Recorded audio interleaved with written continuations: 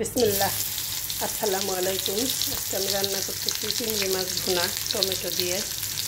Already আমি তেল গরম করে পেঁয়াজ দিয়ে দিয়েছি।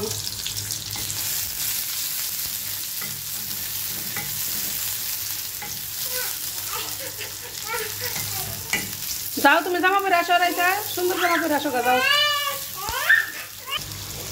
দিয়ে দিলাম লবণ। লবণ দিয়ে পেঁয়াজটাকে একটু ভাজা ভাজা করে নেব।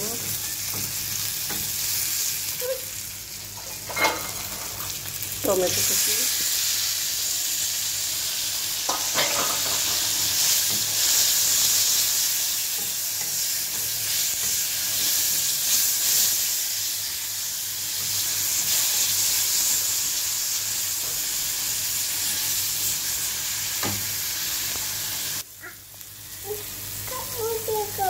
আমার টমেটোটা একটু ভুলে গেছে, ভাজা ভাজা হয়ে গেছে। এটা আমি দিয়ে দেবো পানি মশলাটা কষানোর জন্য।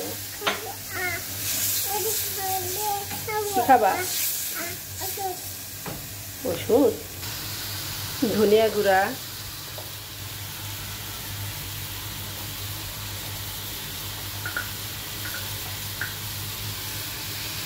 হলুদের গুঁড়া,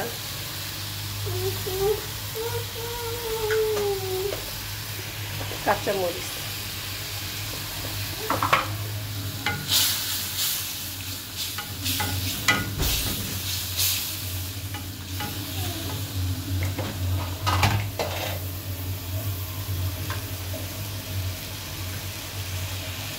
আদা জিরা রসুন একসাথে ব্লেন্ডার করা।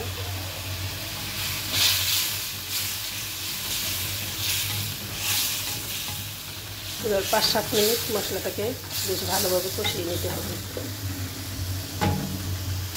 দিয়ে দেবো সামান্য টক দই।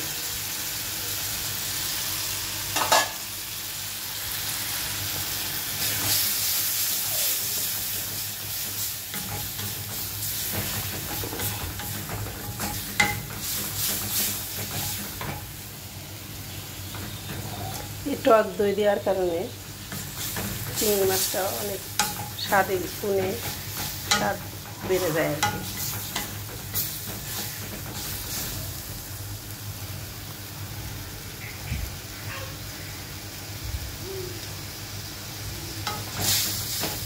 এবার মশলাটা কষানো শেষ। এবার দিয়ে দিব চিংড়ি মাছ।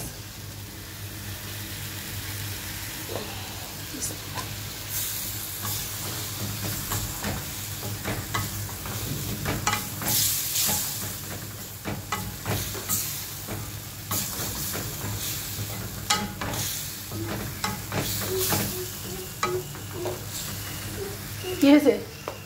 কি চাও তুমি? কি চাও? কি তুমি না নিয়ে গেলা? আপু তো চাইতেছে না, আপু তো একবারই নিছে।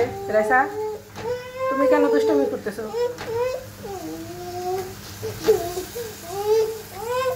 আচ্ছা দাঁড়াও দাঁড়াও, দিতেছি। আমার চিংড়ি মাছটা কষানো শেষে এবার পানি দিয়ে দিব।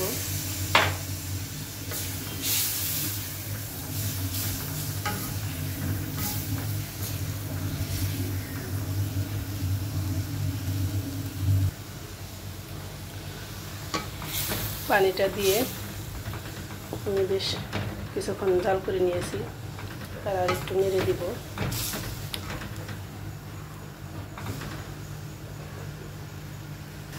দিয়ে দিব সামান্য পরিমাণ চিনি।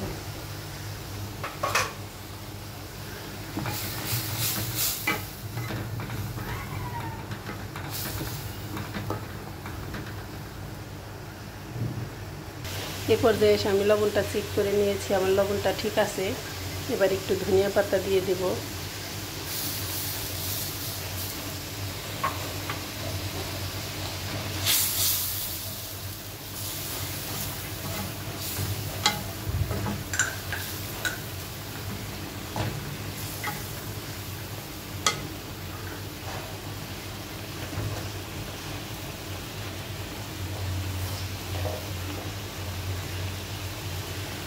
ধনিয়া পাতা দিয়ে বেশ ভালোভাবে একটু মিশিয়ে নেব। নেড়ে চেড়ে পানিটা ঝোলটা আর একটু শুকিয়ে নেব।